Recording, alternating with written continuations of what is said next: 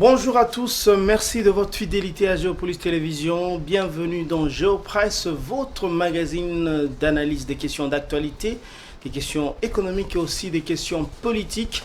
Aujourd'hui, et nous venons de l'apprendre, et ce sera un des sujets qui sera traité ici. L'informateur Augustin Kabouya vient de remettre le rapport au président de la République, le président Tshisekedi. Il a été reçu par le chef de l'État ce vendredi, pendant que nous enregistrons. On peut imaginer déjà que la nomination du Premier ministre n'est qu'une question d'heure maintenant, mais qui sera le prochain locataire de la primature? Nous essaierons de voir ça avec les invités de cette émission. Mais on va également parler de la relation RDC-Rwanda. Est-ce qu'une paix négociée est-elle encore possible? Voilà pour les menus. Je m'en vais directement présenter les journalistes ici autour de la table. Nous avons à ma gauche Dieudonné Bouanali. Bonsoir Dieudonné. Bonsoir Patrick Ilunga. Bonsoir à tous nos téléspectateurs. Voilà, Dieudonné Bouanali qui est journaliste ici à Géopolis Forum. Il est un habitué de Géopresse. À ma droite, à votre gauche, chers téléspectateurs, nous avons Fiston Oleko. Bonsoir Fiston. Bonsoir Patrick Ilunga. Bonsoir aussi à tous nos téléspectateurs qui nous suivent en ce moment. Voilà, Fiston Oleko, on va commencer l'émission avec vous. On vient de l'apprendre. Augustin Kabouya, l'informateur désigné par le président de la République, est allé déposer le rapport définitif de son travail, qui était d'identifier la majorité parlementaire. Je crois que ça a été fait. Cette fois, c'est définitif. Est-ce qu'on peut dire que la désignation du Premier ministre n'est qu'une question d'heure maintenant? Merci beaucoup Patrick Ilunga. Bon, de manière basique, on va dire que c'est une question d'heure. C'est une question d'heure. Pourquoi? Parce qu'il s'agit d'un choix. Un choix qui sera opéré par le président de la République. Je m'en vais ici rappeler que lors de son briefing, de sa dernière rencontre avec la presse, le président de la République, on va dire la presse congolaise et la presse internationale, le président de la République, Félix Tshisekedi, a dit que ça ne dépendait pas totalement de lui. Et si on lui présentait, il a imaginé même un jour, si on lui présentait un certain samedi le rapport final de la mission d'information qui a été confié par Augustin Kabouya, le secrétaire général. Qui a été confié à Augustin Kabouya. À Augustin Kabouya, le secrétaire général du parti présidentiel, son parti qu'il a propulsé en 2018. Et il va justement nommer l'informateur ou le formateur ou le Premier ministre le lundi qui vient. Donc, aujourd'hui, on va dire que ce travail qui a été, dont les conclusions ont été présentées au président de la République ce vendredi, ouvre la voie justement au choix du président de la République pour le prochain Premier ministre pour son deuxième quinquennat. Donc aujourd'hui, on va dire que la balle est au camp du chef de l'État. Et il a proposé, il avait parlé de samedi, mais lui, on lui a déposé, on a déposé le travail sur ses bureaux ce vendredi. Donc on espère que ça sera une question d'heure, pourquoi pas moins de 24 heures. Ça ne sera que pour faire un peu vite avec la gestion du pays parce que la République n'attend pas. La République n'attend pas, mais en même temps, les sources au niveau de la présidence parlent d'un rapport volumineux. Donc, il faudra que les services du chef de l'État ou bien le chef de l'État lui-même puissent, on va dire, analyser le rapport volumineux que lui a déposé Augustin Kabouya. Dieudonné Bouanali, est-ce qu'on peut craindre que la désignation du Premier ministre prenne aussi beaucoup de temps, vu que le rapport, c'est quand même un rapport qui est fait sur peut-être plus de 300 partis politiques? Est-ce qu'on peut craindre ça? Bon, moi, je m'interroge du pourquoi, jusqu'à ce jour, les premiers ministres de la République démocratique du Congo, les successeurs de Jean-Michel Sama Lukonde Kyenge, n'est pas encore connu parce que le président Félix Tshisekedi a été élu pour un second mandat en date du 20 décembre 2023. Il a prêté serment le 20 janvier 2024. Depuis cette date jusqu'à ce jour, nous tendons petit à petit vers ces 100 premiers jours de gouvernance, celle comme institution. Mais excusez-moi, comme institution. Sans vous couper la parole, vous avez la parole, vous la gardez. Mais c'est une procédure. Le Premier ministre doit venir de la majorité qui vient. J'en arrive. Quand vous regardez l'architecture politique de la République démocratique du Congo, vous allez voir dans la loi fondamentale, on énumère les institutions. Vous avez les présidents de la République comme l'institution. Vous avez les trois pouvoirs traditionnels, les pouvoirs législatifs, les pouvoirs judiciaires, et puis vous avez les gouvernements. Oui. Au jour d'aujourd'hui, les institutions qui étaient censées sortir des urnes sont connues. Vous avez les présidents de la République, vous avez aussi l'Assemblée nationale. Le gouvernement de la République n'est responsable que devant l'Assemblée nationale. C'est devant l'Assemblée nationale que le gouvernement vient déposer son programme de gouvernement. C'est devant l'Assemblée nationale que le premier de tous les ministres, c'est-à-dire le Premier ministre, vient avec toute son équipe pour solliciter l'approbation du Parlement de son programme et puis solliciter encore l'investiture de son gouvernement. Mais nous avons le Parlement. Au jour d'aujourd'hui, tout le monde sait que Félix Tshisekedi a une majorité écrasante de plus de 400 députés. Pourquoi alors aller perdre le temps, nommer un informateur pour qu'il puisse identifier la majorité? Bon, moi je comprendrais cette perte de temps dans le sens que toute élection amène toujours des contestations. Le président a été prudent dans le sens qu'il n'a pas voulu nommer un Premier ministre au sein d'une majorité qui n'est pas encore, je peux dire, sur le plan juridique ou légal, reconnu par la haute cour, la cour constitutionnelle. Mais la cour constitutionnelle vient de rendre aussi, il n'y a pas plus de 2 semaines, ses arrêts. Le bureau de l'Assemblée nationale a été même notifié. Donc nous connaissons déjà sur le plan juridique, sur le plan politique, sur le plan même social, voire même anthropologique, qui sont nos députés et quel camp a la majorité. Mais pourquoi traîner? Mais en même temps, c'est une procédure constitutionnelle. C'est une procédure constitutionnelle, mais la Constitution nous a facilité la tâche. Il y a la procédure souple, vous avez aussi une procédure rigide. La procédure souple, c'est quand vous avez une majorité automatique. Mais on doit l'identifier pour la couler sur papier, qui est des signatures, qu'on signe des lettres d'appartenance à cette majorité. Tout a été fait. Voilà pourquoi l'informateur Augustin Kabouya a présenté un rapport volumineux qui ressemble un peu à une Bible. Je me demande, est-ce que le président de la République aura l'état de feuilleter toutes les pages, en commençant par la première page jusqu'à la dernière page, parce que nous avons perdu plus de 90 jours dans l'attente du Premier ministre. Nous avons des dossiers urgents qui concernent la République et qui demandent des solutions urgentes. Vous avez la guerre à l'Est, vous avez la monnaie nationale, les francs congolais, qui ne cessent de perdre de la valeur face à la monnaie, à la devise principale qui est le dollar et aux autres devises étrangères. Vous avez le social de la population qui va de mal en pis. Aujourd'hui, pour arriver au travail, précisément à Kinshasa, les gens dépensent entre 5 000 et 10 000 francs congolais pour se déplacer, venir ne fût qu'à Gombe. Maintenant, il faut ajouter les transports et tout. C'est pour vous dire que le président de la République doit faire vite. Il avait promis à la nation que si Augustin Kabouya, l'informateur, lui dépose un rapport un certain vendredi, lui, le jour suivant, le samedi, il nomme le Premier ministre. Nous l'attendons au mot. C'est là où le peuple l'attend. Tout le monde a vu aujourd'hui, après le conseil des ministres, qu'il a reçu l'informateur. L'informateur a déposé les rapports. Maintenant, c'est le moment de tenir la promesse. Le peuple a besoin de voir son Premier ministre. Nous devons aussi rassurer les partenaires bilatéraux et multilatéraux. Parce que on a tenu depuis décembre les élections. Mais pourquoi jusqu'à aujourd'hui, on n'a pas de Premier ministre? Le pays est ingouvernable sur le plan administratif. On n'a pas de gouvernement central. On n'a pas des exécutifs provinciaux. Ils sont au nombre 26. Regardez l'état dans lequel se trouve la ville de Kinshasa aujourd'hui.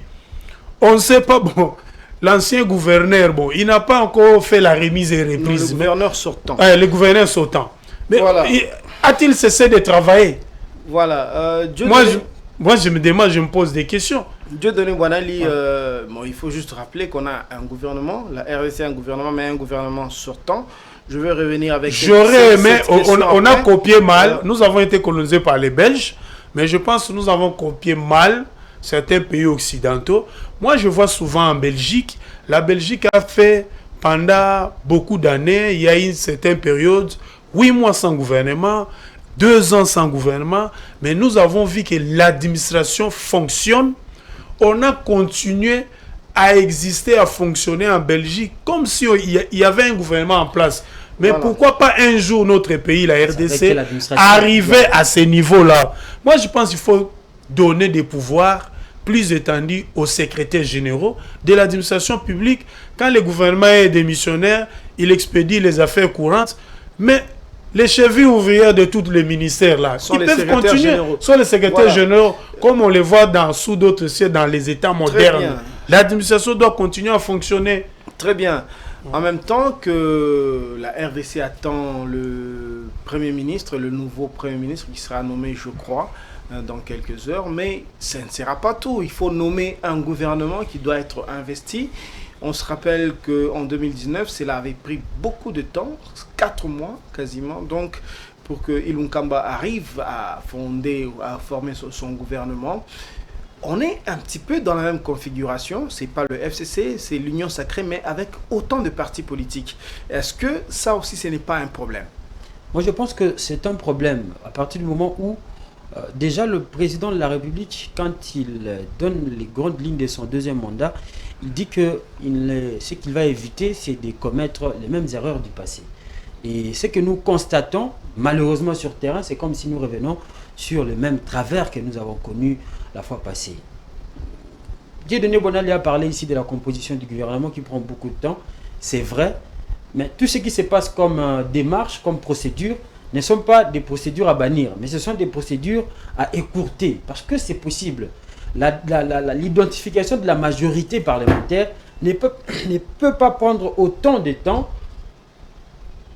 Si on va faire peut-être une comparaison, comme c'était le cas en 2018 qu'en 2023. Parce qu'en 2023, c'est clair, le président de la République est allé au front avec une équipe, une équipe qui l'accompagnait, avec des députés qui se sont affichés comme députés de la majorité parlementaire. Et après les élections, on ne devrait pas normalement... Fiston, vous avez la parole, vous dites une équipe, mais c'est quand même sur le plan comptable beaucoup de partis politiques, autour de 400 partis politiques, avec tous les intérêts qu'on peut connaître. Donc forcément, on est dans un casse-tête. Justement, on est dans un casse-tête, là, on n'en disconvient pas. Mais le problème, c'est le temps. Vous savez, dans notre pays, le problème, c'est qu'on a politisé nos institutions à outrance, du fait au point que ça devient maintenant un frein à la gestion régulière, même à la marche de la République. Comme je l'ai dit ici avant de chuter avec mon premier séquence des propos, c'est que la République n'attend pas. Nous avons politisé même le fonctionnement des ministères. Ici, Dieudonné Boinali est revenu largement sur ça, qui fait que quand les ministres assurent les affaires courantes, c'est toutes les grandes décisions qui sont bloquées. Les ministres des Finances ne peuvent pas engager une nouvelle dépense, par exemple d'investissement de tel ou tel projet. Certains ministres ne peuvent plus s'émouvoir comme c'était avant. Donc ça bloque complètement le fonctionnement de l'État. Moi je crains que nous revenons à ce que nous avons vécu en 2018, en 2019 on va dire, parce que Félix Tshisekedi avait prêté serment le 24 janvier si je m'abuse. Mais on a eu le Premier ministre en mai. C'était le 20 mai. Le 20 mai, oui. Et on a eu le gouvernement, le premier gouvernement du premier quinquennat de Félix Tshisekedi en septembre. Et nous avons eu 9 mois comme ça où le gouvernement... oui, tout était bloqué. Et quand tout est bloqué, même la vie de l'État est bloquée. Même, on va dire, l'argent ne circulait pas parce que c'est l'État qui donne l'impulsion en ce qui concerne les dépenses publiques. Et on était... des observateurs de ce fameux et triste programme de 100 jours qui n'a rien donné au finish avec plus de 400 millions de dollars américains. Donc moi, je sais que je vais dire, On a maintenant déjà le président de la République a le rapport final. Et ce qu'il faut rappeler aussi, c'est que il a un rapport qui n'est pas celui seulement de l'informateur. On va dire aussi un rapport qui ressemble un tout petit peu du formateur, parce qu'il a demandé, lorsqu'il a reconduit Kabouya, de donner des éléments programmatiques que les membres de la majorité parlementaire se fixent dans l'exécution du prochain du programme du prochain gouvernement qui viendra. Moi, je pense qu'on n'a pas intérêt, ou le président de la République n'a pas droit à aller au-delà même de 3-4 mois pour que nous ayons un gouvernement, parce que le travail, bien que ça a pris il risque d'y aller. de temps. Pourquoi je l'ai dit? Après avoir identifié la majorité parlementaire, ça c'est une procédure légale, il faudra terminer le processus par la signature d'un accord politique. Parce que sur base de quoi ils vont se partager les différents postes ministériels. Mais c'est ça, ça rentre en 2006. En 2006, de la deuxième mission qu'on a confiée à... En 2006, on a dit le tandem Gizenga, Joseph Kabila, Antoine Gizenga, Joseph Kabila. Ils ont gagné la majorité parlementaire, mais cela ne les avait pas empêchés à signer un accord politique dans un hôtel de la place ici à Gombe. Tout le monde avait vu qu'Antoine Gizenga et Joseph Kabila avaient signé un accord qui avait abouti à la formation du gouvernement issu des élections de 2006. Moi, je pense que cette fois-ci, il en faudra aussi pour l'Union sacrée. Moi, je pense que cette fois-ci, le président de la République a une tâche un peu souple, parce que les gros du travail... C'est pas la même configuration. Souple comment il a la majorité, mais il a fait 90 jours sans nommer. Non, je dis, avec le travail qu'a accompli Augustin Kabouya, il n'a pas le droit d'aller au-delà même de 3 mois. Moi, je pense que dans 2 mois, on peut avoir on peut avoir un gouvernement, on peut avoir aussi un premier ministre. Parce que si Kabouya répond aux exigences qu'il y avait dans la deuxième mission qu'il lui a confiée, moi, je pense que tout est déjà fait. Ouais. Et puis, il ne faut pas oublier que dans 2 mois, nous allons fêter la 64e année d'indépendance. 2 mois, ce n'est pas beaucoup. Nous risquons de fêter cette fête nationale sans gouvernement. N'oubliez pas que les Anglais disent « the time is money ». C'est-à-dire, plus nous perdons le temps, plus nous perdons de l'argent. Voilà. Je donne un exemple d'une institution, l'Assemblée nationale. Il y a des accords de dons qui nécessitent des ratifications au niveau du Parlement pour que vous puissiez avoir accès à ces fonds-là. Au jour d'aujourd'hui, on n'a même pas de bureaux. Voilà. Des chambres du Parlement. Comment voulez-vous que le pays avance et se développe quand nous voulons perdre tout le temps les temps? Je vais vous relancer tout maintenant là, mais il faut peut-être rassurer les téléspectateurs qui nous suivent. Je pense que par rapport à 2006, vous avez donné l'exemple de l'accord entre Gizenga et le président Joseph Kabila. C'était une configuration un petit peu différente, avec 2 partis qui étaient comme des partis alliés, qui sont allés aux élections. Mais là, c'est l'Union sacrée qui doit allégeance au président de la République. Là n'est pas le débat, mais on peut revenir sur le débat de qui maintenant pour occuper la primature après Samuel Condé. Qui sera le prochain Premier ministre? Je ne vais pas me mentir à moi-même, ni mentir devant les téléspectateurs. Moi, je vois 3 pistes de solutions. Je commence d'ailleurs par souligner que le président de la République a déjà son Premier ministre. Mais nous sommes en train... Oui, le président de la République a déjà son Premier ministre. Quelqu'un qui a déjà la majorité. Qui nous les balance alors. Depuis la publication des résultats provisoires par la Commission électorale nationale indépendante, CENI, et la confirmation de ces résultats après toilettage par un haute cour, la Cour constitutionnelle. Vous croyez que le président de la République n'a pas de Premier ministre au jour d'aujourd'hui? Il en a. Il attend que les moments, les jours J, l'heure H, pour les nommer. Mais justement, et puis, il est comme tout chef. Observateur. Oui, je le vois. Je le vois venir. Comme tout chef, il est aussi dans son pouvoir discrétionnaire. Oui. Vous pouvez lui dire, vous, Augustin Kabouya, que j'ai identifié la majorité. Voici les différentes forces politiques de la majorité présidentielle. Tel groupe ou bien tel parti politique ou regroupement politique a plus de députés que d'autres, suivi de tel. Mais ce n'est pas à vous d'imposer un nom de cet oiseau rare au chef de l'État. Le chef, comme tout chef, je l'ai dit tantôt, il est dans son pouvoir discrétionnaire. Il peut avoir deux noms, un homme ou une femme, comme tout le monde souhaite, cette fois-ci qu'on puisse avoir une femme comme Premier ministre. D'ailleurs, le président va entrer dans l'histoire, et surtout qu'il est surnommé champion de la masculinité positive. Je pense qu'il peut sauter sur l'occasion pour nommer un Premier ministre femme. Mais ce n'est pas mon avis, c'est l'opinion publique, l'opinion des Congolais. Mais moi, je pense il ne faut pas exclure l'éventualité de voir Jean-Michel Sama-Lukonde qu'il soit reconduit. Ça, c'est la première hypothèse, ça échappe à tout le monde. Deuxièmement, Augustin Kabouya, moi, je n'ai pas de faits. Hein. Sama-Lukonde n'a pas aussi mal travaillé. Hein. Il nous a organisé des élections sur fonds propres. C'est un exploit. Non, pas sur fonds propres à 100%. Mais c'est 100%. On a vu les Par les fonds du trésor public. Cette fois-ci, on n'a pas vu une ambassade, un pays venir, non, on vous donne 5 millions de dollars, des sommes modiques et qui ne nous honorent même pas pour que vous puissiez organiser les élections. Ces élections ont été organisées par financement du trésor public. Donc, Sama-Lukonde n'a pas démérité. Je ne dis pas que son bilan a été rose sur tous les plans. Il y a des aspects, des domaines où il a échoué, mais en majorité, en grande partie, c'est satisfaisant. Vous avez Sama-Lukonde, vous avez aussi la Don Kabouya. Il avait dit, cette fois-ci, le Premier ministre sortira de l'IDPS. Les partis du président de la République, Félix Tshisekedi. Vous avez déjà, on vous a déjà mis la puce à l'oreille. Vous avez aussi le fait que l'IDPS ne peut pas s'accaparer de tout. L'IDPS à l'Assemblée nationale, l'IDPS au Sénat, l'IDPS à la primature, l'IDPS au portefeuille de l'État.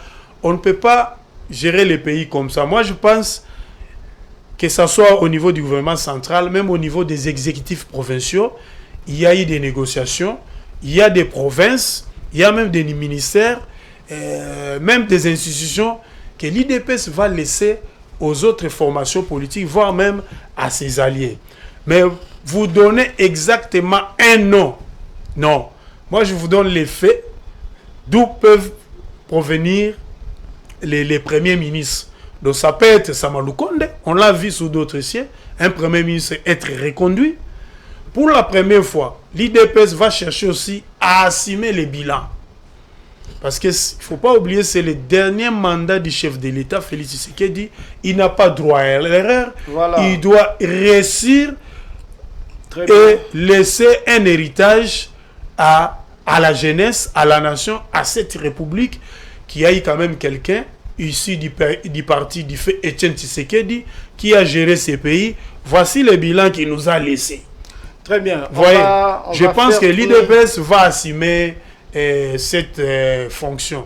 Voilà. Ils ont de fortes chances d'avoir leur Premier ministre. On va faire tourner la parole. C'est vrai que l'UDPS a déjà dit, en tant que première force politique, elle mérite bien d'être à la primature. Dans l'UDPS, qui est-ce que vous voyez? Parce qu'on ne va pas se mentir à nous-mêmes, c'est l'UDPS qui se positionne là. Qui est-ce que vous voyez à l'UDPS assumer ce rôle? Merci beaucoup, Patrick Lunga, pour la question. Vous savez, répondre à cette question, c'est très dans le pouvoir compliqué. C'est entrer vraiment dans les secrets, des rois. Du chef. Et pour ça, il faut avoir les boules de cristal pour essayer de répondre de manière précise et nette sur celui à qui le chef de l'État va jeter son dévolu. Mais qu'à cela ne tienne, moi je vais répondre à cette question de manière un peu dans 3 volets. D'abord, on voit la géopolitique. Le président de la République du Kasaï, Dieudonné Bouanali, a épilogué autour de cette question. Le président de la République du Kasaï, et on ne verra pas quelqu'un du Kasaï être à la tête du gouvernement. Ça sera, on va directement nager dans le népotisme et ça ne sera pas bien. Il y a des gens qui ont la manie de voir l'IDPS partout, les Kasaïens justement. Il faut résoudre cette question. Les Kasaïens. Justement, ça ne sera pas bien pour l'image du chef de l'État, mais le chef de l'État est Kasaïen. C'est ça le grand problème. On a vu même Joseph Kabila n'a pas travaillé avec un premier ministre kassaïen. Donc ça répond justement au... Kabila a travaillé avec des premiers ministres kassaïens. on n'a pas vu Joseph Kabila travailler avec des Katangais, avec un Katangais comme premier mais ministre. géopolitiquement parlant, Joseph Kabila, état de l'Est, a travaillé avec un premier ministre ici de l'Est. Matata Pogno de la province du Maniema et du centre. Oui, fiston, vous avez la parole. Centre-Est.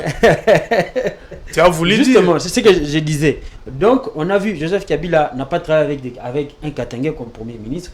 On va commencer par le vieux Kizenga qui était de l'Ouest, Mouzitou de l'Ouest. Matata Pogno qui est un peu du centre, du centre-est du Maniema. Il est de l'Est. Du Katanga. Mais non, la République démocratique du Congo, c'est justement ces 4 aires linguistiques. On a les Baluba, les Bakongo, les Swahili et les donc on ne va pas éviter que le président de la République nomme quelqu'un qui partage avec lui même aire, mais ça ne soit pas de la même province. Avec le président de la République, c'est les grands Katanga, les grands Kassai qu'on voit, comme c'était le cas avec Joseph Kabila, c'est les grands Katanga qu'on voyait et il ne l'a pas fait. Donc, et il y a aussi une donne importante, c'est sur le plan politique. C'est là où on parle maintenant de l'UDPS ou non. Déjà au départ, il faut dire qu'il n'y a aucun parti politique qui est répertorié au niveau du ministère de l'Intérieur qui a atteint la majorité au sein du Parlement. Sinon, on n'aura pas les consultations que nous avons vécues avec Augustin Kabouya.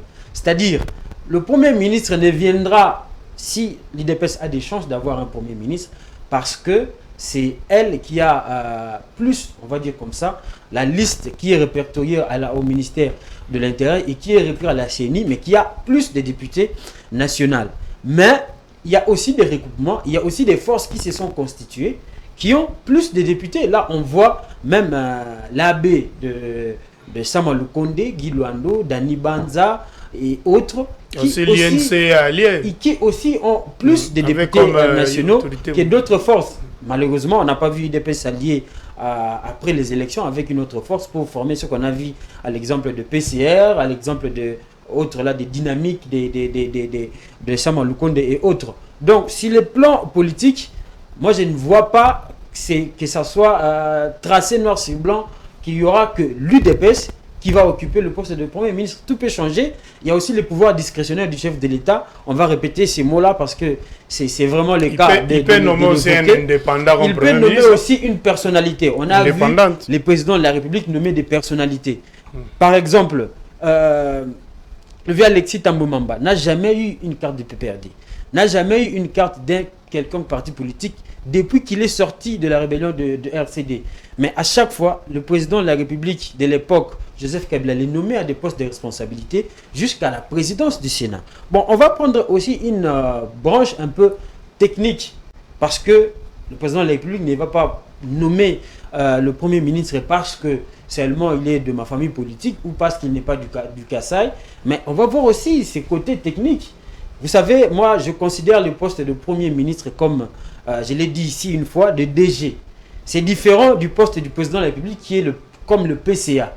Le DG doit être un technocrate qui connaît le secteur, qui connaît les problèmes qui se posent au sein de l'entreprise pour que il fait bien son travail au quotidien. Parce que c'est lui qui gère au quotidien l'entreprise. C'est un peu comme le Premier ministre. Ce n'est pas seulement des exigences politiques qui entrent en jeu ou des exigences géopolitiques, mais il y a aussi des exigences techniques. Donc, le Premier ministre doit être celui qui doit répondre ou celui qui connaît les défis qui s'imposent à la République démocratique du Congo et qui maîtrise aussi le programme du président de la République qui était axé sur les 6 engagements qu'il a pris au niveau du stade de Martyr lors de son investiture, notamment l'emploi, la diversification économique. Donc, ce sont des personnes, des profils robots, des portraits robots comme ça, qui peuvent travailler avec le chef de l'État et amener justement son mandat à bon port parce que le président de la République donne une vision et cette vision est mise en œuvre avec un programme par le Premier ministre. Et cela ne peut pas se faire concernant des critères un peu cosmétiques, mais cela doit être vraiment un résultat ou une résultante des grandes réflexions. Voilà pourquoi même il a dit lui-même que ça sera une pain sur la planche pour lui parce que ce n'est pas facile de nommer un Premier ministre parce que beaucoup de paramètres entrent en jeu et cela, ce n'est pas du jour au lendemain. Comme vous avez dit, peut-être qu'il a déjà un nom depuis longtemps qui tourne à sa tête Ici, on parle de l'UDPS, mais lui-même, lorsqu'il était au Congo central, lors de sa campagne électorale, il a promis au Congo que le Premier ministre viendra du Congo central. Est-ce que nous avons quelqu'un du Congo central qui soit technique et qui va répondre aux exigences du président de la République, qui soit de l'UDPS, qui va être... qui est, on va dire... Il doit aussi rassurer les partenaires au développement, les institutions de Bretton Woods. Qui va être primaturable, permettez-moi le terme, je ne sais pas, mais ça relève vraiment du secret du président de la République et considérant plusieurs paramètres. Et le président a donc du pain sur la planche, comme dirait Oleko. Merci, messieurs, d'être très prudents sur la question. Je constate que vous n'êtes pas hasardé avec des noms. Il faut rappeler que les noms qui sortent, ce sont les noms que les chefs d'État souvent évitent. Sinon, on va perdre. On va faire perdre les chances des uns et des autres ici. On a quelques noms, mais si on les cite aussi, bon, ils vont se faire éliminer. Hein, d'accord, on va... Merci, je disais donc merci d'être prudent pour ne pas trop s'avancer sur des noms.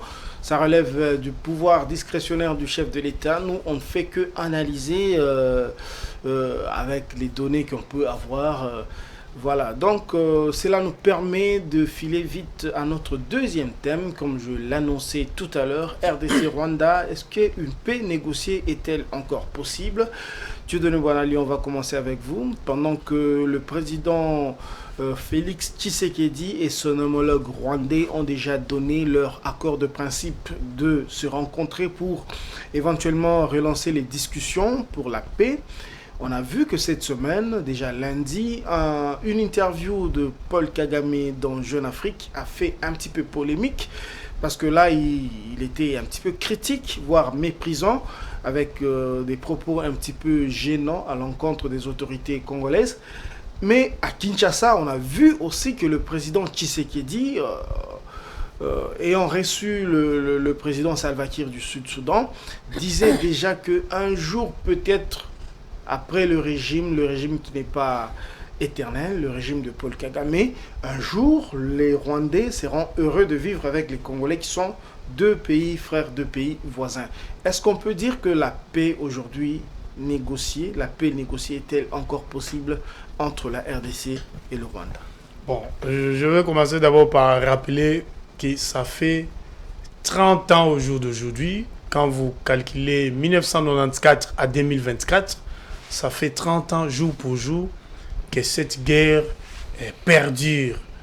Et depuis cette année-là, jusqu'à aujourd'hui, selon les nombreux rapports, on compte des millions et des millions de Congolais, des femmes, des enfants, des hommes, des victimes innocentes de ces guerres à répétition qui tournent autour des ressources naturelles.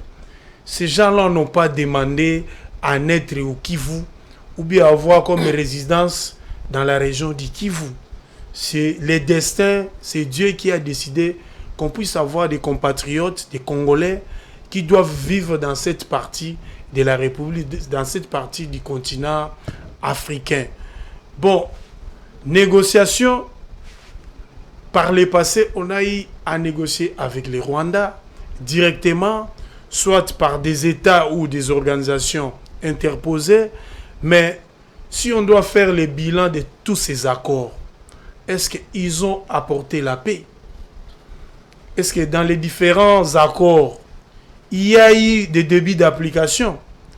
Il n'y a aucun accord entre les Rwandais et la RDC qui a été appliqué, surtout du côté du pays des 1000 collines.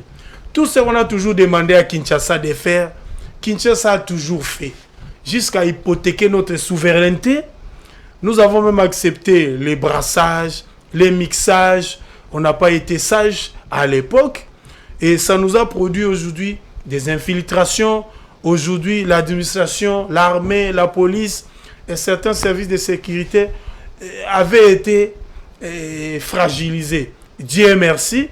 Les Congolais, en commençant par les gouvernants, et même nous les gouvernés, nous avons compris les dangers, les jeux, l'enjeu. Même l'acteur qui nous menace à chaque année, à chaque période, ils nous créent des mouvements de rébellion qui changent de nature à l'image du caméléon. Demain, c'est X mouvement, et après Y, c'est Z. Nous avons compris, toute la nation, derrière les chefs de l'État, nous avons dit, cette fois-ci, plus jamais ça. On n'acceptera plus des accords qui vont nous obliger à faire les brassages, les mixages, chaque fois tuer notre armée, chaque fois tuer notre organisation. Non, non, non, non, non. Moi, je pense qu'il faut respecter l'accord de Luanda. C'est le dernier que nous avons signé avec les Rwandais. Il y a aussi un problème. Vous demandez... Luanda, le processus de Luanda, c'est une feuille de route. Voilà. Ce n'est pas vraiment un accord. Je vais vous passer, vous avez parlé de négociations. Oui. J'ai fait des recherches. La négociation, c'est un processus de communication et d'échange entre au moins des parties dont l'objet concerne l'organisation d'une relation ou pour le règlement d'une problématique entre celles-ci. C'est ça la négociation. Les guerres dans l'histoire de l'humanité, nous en avons connu. Elles sont nombreuses. Les guerres se terminent soit par l'armistice, la capitulation, le cessez-le-feu ou la négociation. Mais au stade actuel, qui demande la négociation? C'est le Rwanda ou la RDC? Je ne vois personne. C'est l'Angola qui propose la négociation comme solution et des pistes de sortie à cette crise. Quand vous suivez les deux chefs de l'État, vous allez voir à les nôtres, il dit, moi je cherche les négociations directes avec Kigali, avec Paul Kagame. Mais Paul Kagame lui renvoie la balle en disant que non, il doit négocier avec la rébellion selon Kigali, les groupes terroristes selon Kinshasa, qui sont les M23. Et puis vous avez une nouvelle donne. Les M23 dit que Kinshasa, bon, sur base de la continuité de l'action publique, Félix Tshisekedi et son actuelle administration n'étaient pas là, qu'on avait conclu l'accord avec les M23 en 2013. Les M23 dit aussi fait comme réclamation, Kinshasa n'a jamais respecté, appliqué l'accord de 2013. Mais vous avez une nouvelle dans l'AFC de Corneille Nangaa. Doit-on négocier avec les M23 et alliés? Vous ajoutez aussi Corneille Nangaa et son mouvement AFC, ou bien aller négocier avec les M23.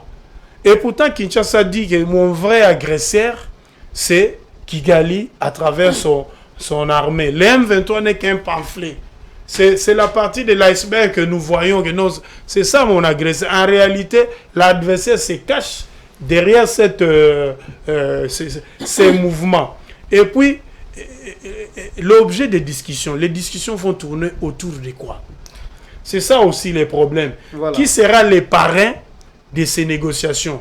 Parce que, souvenez-vous, à San City, lors du dialogue intercongolais, à l'issue de ce dialogue, il y a eu un accord global inclusif qui avait été signé. On avait proposé qu'on puisse avoir une transition pacifique, réunifier les pays qui étaient divisés en trois et au finish aller vers les élections démocratiques. Et puis on avait désigné un comité international d'accompagnement de ces processus de paix qui devait suivre l'application de l'accord article par article. Mais vous demandez aujourd'hui à Kinshasa d'aller négocier avec Kigali. À l'issue de ces négociations, qui sera les parrains pour accompagner les conclusions, l'accord qui sortira de ces négociations? Parce que le Rwanda nous a toujours joué un double jeu. Vous acceptez, vous allez sur la table des négociations, mais vous signez un accord et puis ça tombe caddie, qu'on jette ça dans la poubelle, la guerre continue. Voilà, parce que les temps avancent très très vite, on va faire tourner la parole. La même question, je l'adresse à Fiston Oleko, mais je l'adresse autrement. Mais bien avant de vous adresser la question, il faut préciser que les négociations, ce n'est pas une initiative de l'Angola. En soi, ce n'est pas une mauvaise chose, parce que dans l'histoire de l'humanité, nous avons vu des guerres, même il y a l'une des deux guerres mondiales, c'est terminé par la capitulation de l'Allemagne, et puis il y a eu des négociations à chaque fois, pour gérer la période post-guerre. Voilà. Moi, je pense que les négociations ne sont pas écrites. C'est une bonne chose parce que le sang a beaucoup coulé. nous avons besoin de cette partie de la République pour développer la RDC. N'oublions pas, nous sommes des journalistes économiques et une grande partie des recettes douanières et fiscales, et nous les perdons à cause de cette guerre qui ne veut pas prendre fin. Voilà, justement, j'étais en train de poser la question à Oleko, disant que la négociation en tant que telle, c'est une initiative de l'Union africaine qui a chargé l'Angola et la communauté d'Afrique de l'Est, et c'est ça qu'on appelle le processus de Nairobi et le processus de Luanda. Là n'est pas forcément la question, mais ma question c'est est-ce que la paix est encore possible, la paix négociée, je veux dire, parce que Dieudonné Boana l'a dit tout à l'heure, il faut définir une problématique commune. Mais apparemment, entre le Rwanda et la RDC, il n'y a même pas une problématique commune. Ce qu'ils reconnaissent comme problème, pour nous, disons que ce n'est pas un problème pour nous. Est-ce que la paix négociée est encore possible entre les deux pays?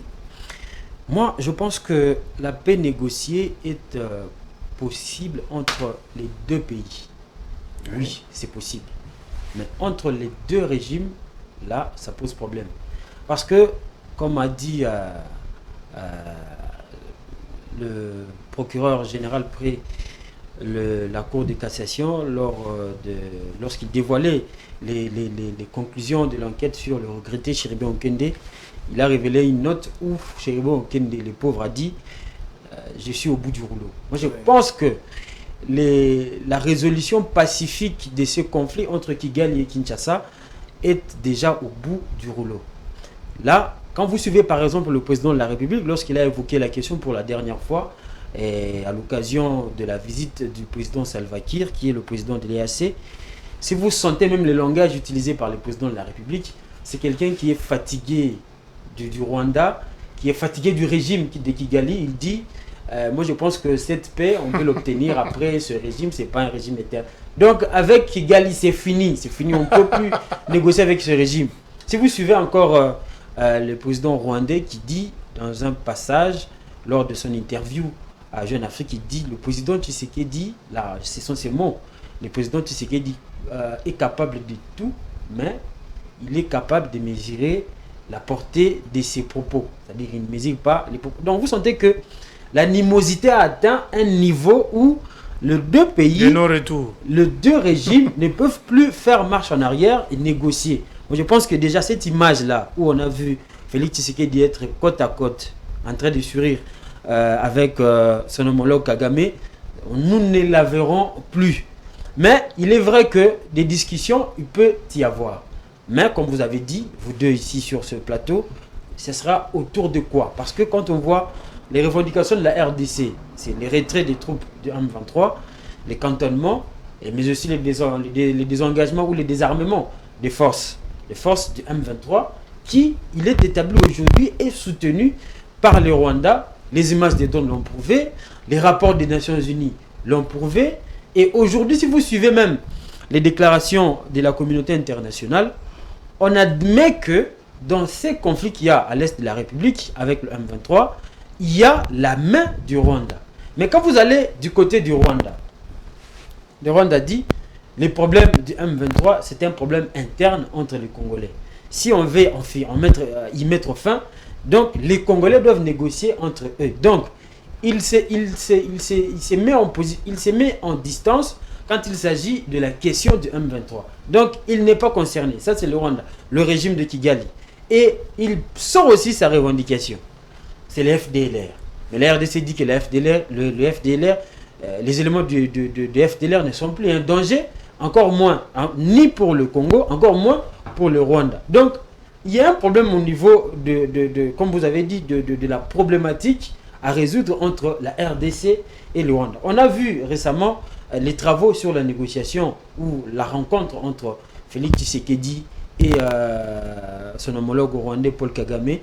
Les travaux préparatoires ont commencé à Luanda, mais quand vous lisez les rapports finaux de cette rencontre, vous voyez qu'on n'avance pas diplomatiquement. Nous sommes toujours campés, les partis en présence ou les partis en conflit sont toujours campés dans leur position. Les RDC continuent à revendiquer les retraits de force, les désengagements, mais de l'autre côté, le Rwanda continue à réclamer toujours les désarmements ou la neutralisation, on va dire pas physique, la neutralisation des forces des FDLR. Donc nous sommes vraiment au bout du rouleau. Moi je pense que la RDC doit faire tout pour imposer la paix au niveau interne. Moi, je crois que c'est possible. Et quand vous voyez même les déclarations des ambassades, les déclarations de certaines chancelleries, on accule le Rwanda, oui. Mais il y a toujours une incise où on revient sur le FDLR. Donc, il est vrai que le discours de la RDC est porté haut au niveau international, mais le discours du Rwanda est aussi porté haut. Quand on parle de l'FDLR dans tous les communiqués, c'est-à-dire que les messages du Rwanda passent aussi.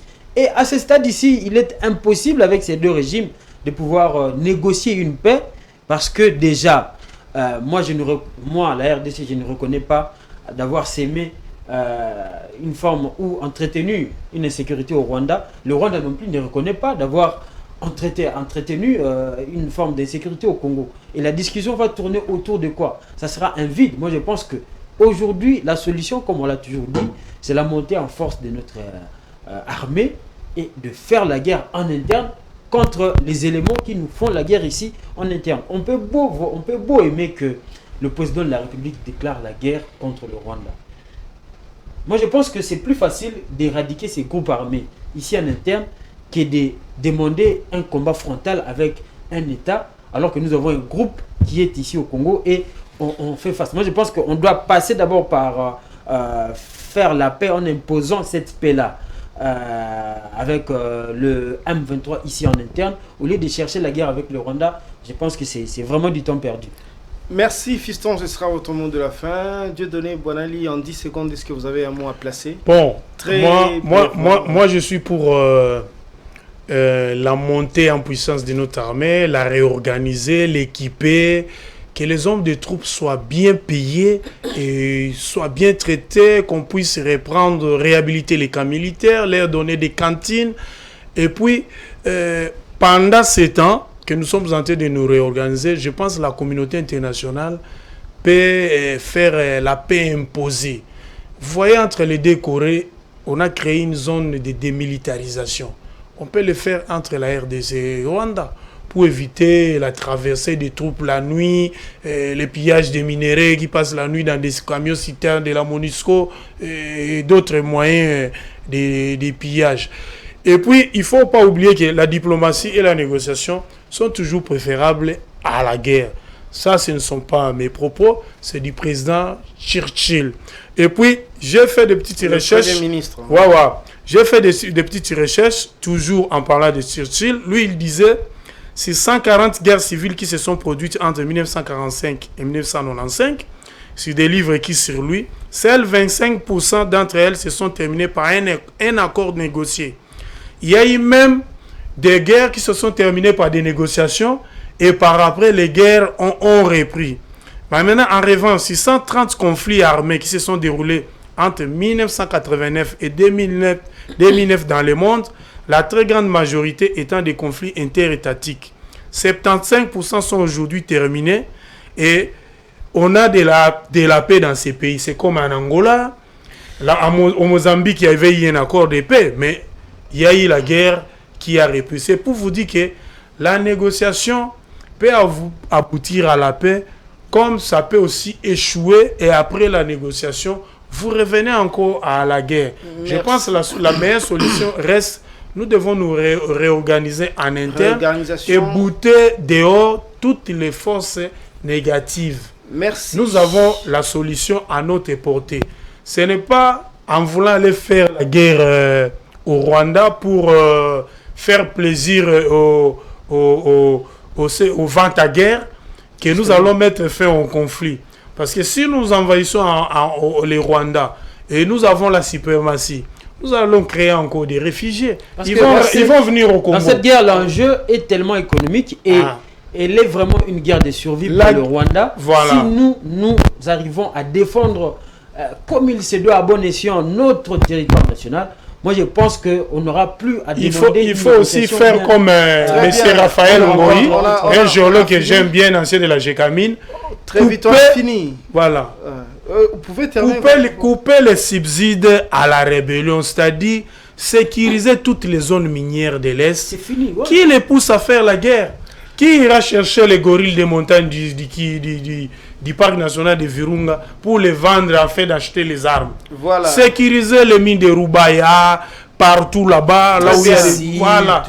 Très bien. Toutes ces mines-là, vous allez voir que la guerre va prendre fin. Voilà, ce sera votre mot de la fin, Dieudonné Boinali. Mais en même temps, il faut rappeler qu'il y a seulement 2 jours, le Conseil de sécurité s'est réuni autour de la question de la guerre au Congo. Et ils ont en tout cas insisté sur le fait qu'en Ituri également, il y a des groupes armés qui tuent.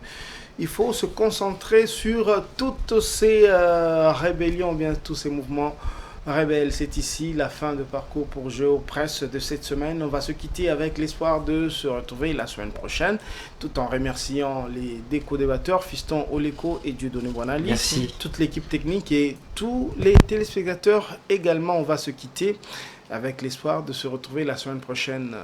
À la semaine prochaine.